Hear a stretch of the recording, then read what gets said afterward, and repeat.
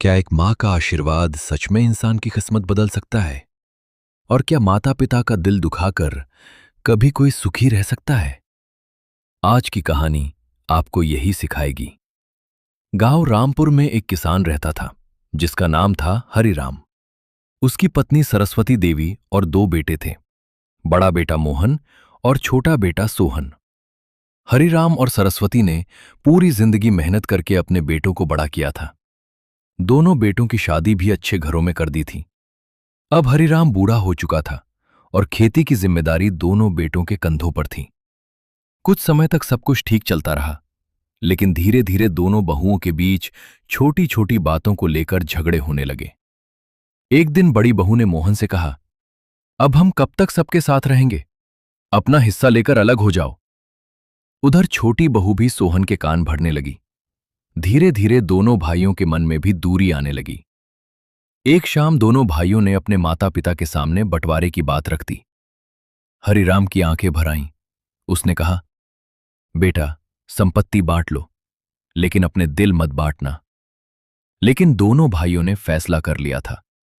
कुछ दिनों बाद गांव के पंचों की मौजूदगी में खेत, घर और पैसे का बंटवारा कर दिया गया। मोहन को बड़ा खेत मिला और सोहन को छोटा खेत।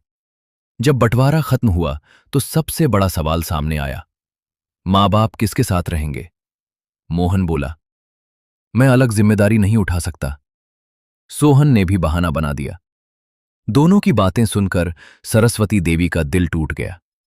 जिस मां ने 9 महीने पेट में रखा, रात रात भर जाग कर पालन पोषण किया, आज उसी मां के लिए दोनों बेटों के पास जगह नहीं थी।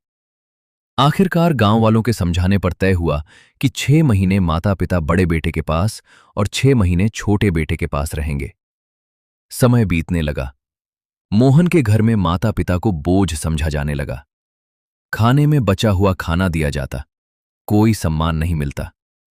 सरस्वती देवी सब सहती रहीं, लेकिन कभी शिकायत नहीं की। 6 महीने बाद वे सोहन के घर पहुंचे। वहां भी हालात कुछ अलग नहीं थे। दोनों बेटे अपनी अपनी जिंदगी में व्यस्त थे। एक दिन हरिराम की तबीयत अचानक बहुत खराब हो गई। गांव के वैद्य ने बताया कि अब उनकी जिंदगी ज्यादा दिनों की मेहमान नहीं है। ये सुनकर सरस्वती देवी रोने लगी। उन्होंने दोनों बेटों को बुलाया। दोनों बेटे पहुंचे तो हरिराम ने कांपती हुई आवाज में कहा, बेटा, हमने जिंदगी भर तुम्हारे लिए मेहनत की, कभी कोई कमी नहीं होने दी। लेकिन आज हमें समझ आया कि इंसान को धन नहीं, संस्कार कमाने चाहिए। दोनों बेटे चुप खड़े रहे। कुछ दिनों बाद हरिराम इस दुनिया को छोड़कर चले गए। उनकी मृत्यु के बाद सरस्वती देवी बिल्कुल अकेली पड़ गईं।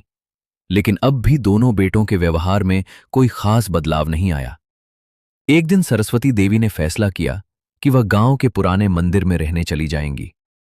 उन्होंने दोनों बेटों को बुलाकर कहा, मैं अब किसी पर बोझ नहीं बनना चाहती। ये सुनकर दोनों बेटे चुप रहे। मां मंदिर चली गईं। जाते समय उन्होंने दोनों बेटों के सिर पर हाथ रखा और कहा, भगवान तुम्हें सुखी रखे। कुछ ही महीनों बाद अजीब घटनाएं होने लगी। मोहन की फसल लगातार खराब होने लगी। कर्ज बढ़ता गया। उधर सोहन का व्यापार भी घाटे में जाने लगा। घर में कलह बढ़ गई। पैसे की तंगी आने लगी। दोनों भाई परेशान रहने लगे। एक दिन गांव के बुजुर्ग ने उनसे कहा, जिस मां के आशीर्वाद से तुम बड़े हुए, आज वही मां अकेली मंदिर में रह रही है। जिस घर में माता पिता का सम्मान नहीं होता, वहां बरकत भी नहीं टिकती। ये बात दोनों भाइयों के दिल में उतर गई। पहली बार उन्हें अपनी गलती का एहसास हुआ। दोनों भाई उसी समय मंदिर पहुंचे। उन्होंने देखा कि उनकी मां मंदिर के एक कोने में बैठकर भगवान का नाम जप रही थीं। दोनों मां के चरणों में गिर पड़े। मोहन रोते हुए बोला, मां, हमें माफ कर दो, हमसे बहुत बड़ी गलती हो गई। सोहन भी फूट फूट कर रोने लगा। सरस्वती देवी की आंखों में भी आंसू आ गए। उन्होंने दोनों बेटों को उठाया और गले लगा लिया। मां बोली, बेटा, मां अपने बच्चों से नाराज नहीं रहती, लेकिन याद रखना, धन दौलत से बड़ा माता पिता का सम्मान होता है।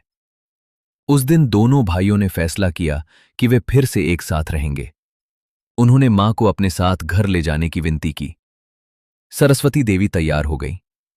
कुछ समय बाद दोनों भाइयों ने अपने झगड़े खत्म कर दिए। परिवार फिर से एक हो गया। घर में प्रेम लौट आया। धीरे धीरे मोहन की खेती फिर से अच्छी होने लगी और सोहन का व्यापार भी चल निकला। अब दोनों भाई हर सुबह अपनी मां के चरण छूकर दिन की शुरुआत करते थे। माता पिता सिर्फ हमारे जन्मदाता नहीं होते, वे हमारे जीवन की सबसे बड़ी पूंजी होते हैं। धन का बंटवारा हो सकता है, लेकिन परिवार का नहीं। जिस घर में माता पिता का सम्मान होता है, वहां सुख, शांति और बरकत स्वयं चली आती है। अगर आपको यह कहानी पसंद आई हो तो वीडियो को लाइक करें और चैनल को सब्सक्राइब कर लें और कमेंट में आई लव मम्मी पापा जरूर लिखें। याद रखिए, माँ बाप का दिल कभी मत दुखाइए, क्योंकि उनका आशीर्वाद ही जीवन की सबसे बड़ी दौलत है।